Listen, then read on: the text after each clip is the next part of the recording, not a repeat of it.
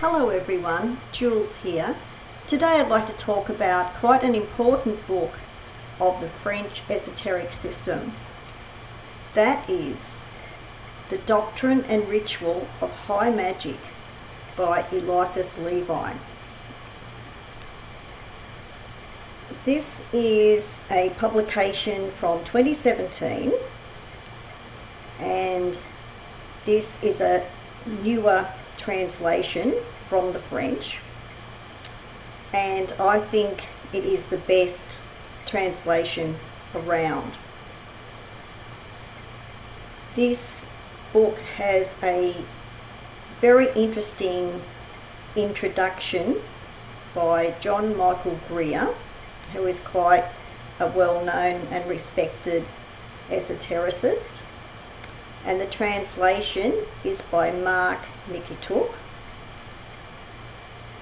And this book is not only a great translation to English from the French, but it's one of the most influential books of the French esoteric system. And it was the first book that Eliphas Levi wrote. He wrote other books following this one. It was first written in two parts, in two separate volumes. This book is the 2 volumes in one. So it's divided into part 1 and part 2. And it's about 500 pages long. So it's a relatively thick book. This book has a great introduction by John Michael Greer, and it's worth getting for the introduction alone because it gives a great background and great context for the book. It actually gives accurate information about Eliphas Levi himself, and it gives great historical context for the book. This book was first written, as I was saying, in 2 parts in 1854. So this book is one of the first important books of the French esoteric system. It was a book that influenced Papists, Gerard and Coops, who followed after the next generation after Eliphas Levi. And in each of the 2 parts of the book, there is an introduction by Eliphas Levi for each of the 2 parts. So the 2 parts of the book, the first part is the Doctrine of High Magic, and the second part of the book is the Ritual of High Magic. Now, the Doctrine of High Magic is really all about the themes and concepts of high magic. And the second part of the book, which is called the Ritual of High Magic, it's really a grimoire. It's not the actual rituals. I know some people would look at the ritual title and think, oh, that must be the actual rituals. It's not the actual rituals, it's more like a grimoire. But it explains the concepts and the mindset needed for high magic. So this is an important book, and it's really easy to see why it was such an influential book. There's all kinds of themes in here, all kinds of esoteric themes, and there is Kabbalah as well. There's not a lot of Kabbalah, but there is the approach to Kabbalah, the essential approach to Kabbalah that Eliphas Levi founded, the type of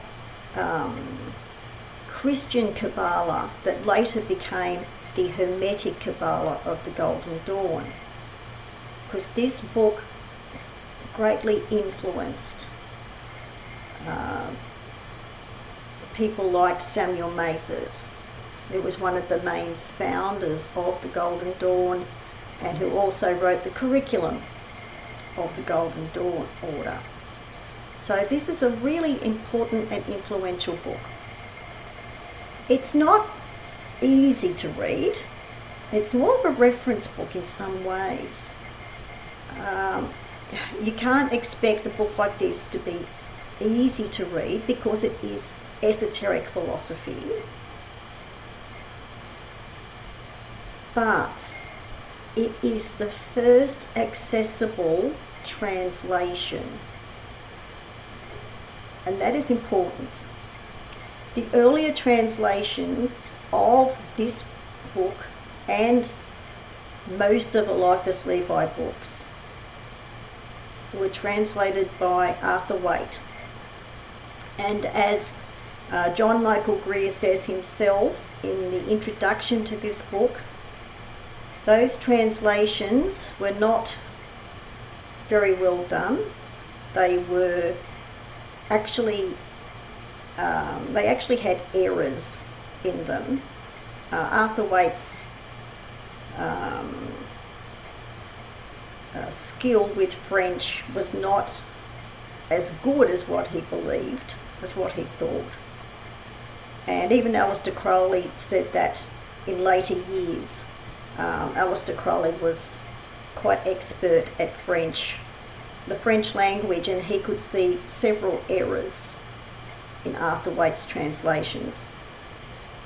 So John Michael Greer wanted a top-ranking translator for this, and that is what he got. That's what he found.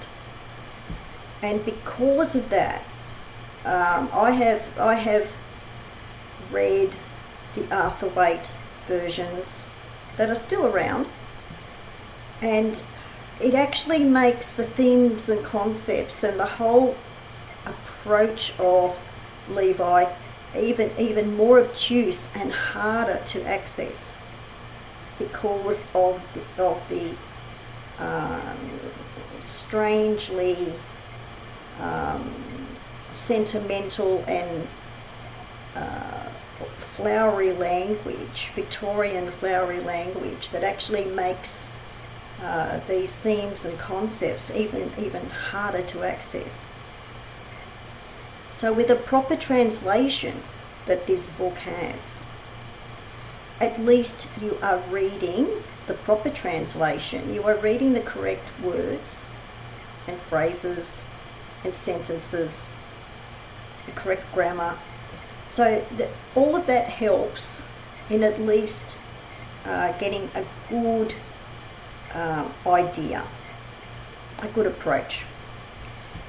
And the way that Eliphas Levi wrote this, he saw all of these chapters of the two books as keys. So these are keys to the secrets and keys to the mysteries. And he actually wrote a book called Keys to the Mysteries after this book. But the way that he wrote this book, it is for the reader or the potential magician or esotericist to gradually understand, so that the reader themselves becomes the person to open these doors, the door to the mysteries. So these are written as keys to the mysteries, and it's the reader themselves who delves into the information to see what insights and revelations that they can find in each of these topics and each of these themes and concepts. So this is a really important book. It's published by Penguin. It's a great book. It's the kind of book that I would go so far to say that this is really an outline of the general approach of Eliphas Levi. And if you only ever bought one book, if you wanted to have a book written by Eliphas Levi about his approach, you would really only need this book, because all of the later books really expanded on the outline of his approach that is in this book. So it really is an essential book for people who want to find out about the approach of Eliphas Levi. And he was one of the first most influential people of the French esoteric system, and he wasn't the first, but he was the most influential. This was a very important book, and it still is. And of course, Pappas, Gerard and Coos was the person who followed afterwards and who also became very influential. So I'm recommending this book for those reasons, for people who want to find out all about the approach of Eliphas Levi, his esoteric approach. It's not just magic, it's really esoteric philosophy. The esoteric philosophy of Eliphas Levi, which then influenced the French esoteric system from then on. It's a very important book for that reason. And as I was saying, it's called Doctrine and Ritual of High Magic, but it's really the esoteric philosophy. It's not only about magic. So, as I was saying, this is a really great book.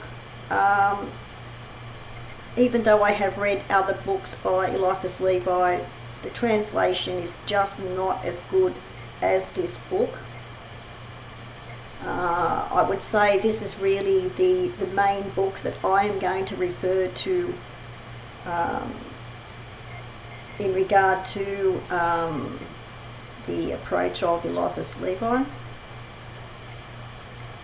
So for that reason, it's really worth having. And I was just going to say as well, there are some illustrations. There aren't really diagrams in this book. There are some illustrations in this book. The information is really worthwhile for people who are interested in the esoteric concepts. And there is an introduction to each of the two books by Eliphas Levi as well, and there is an index in the book. So, The Doctrine and Ritual of High Magic by Eliphas Levi, a new translation. Translated by Mark Mikituk, and forward and introduction by John Michael Greer. I will put some details below the video. Thanks for watching. Bye for now.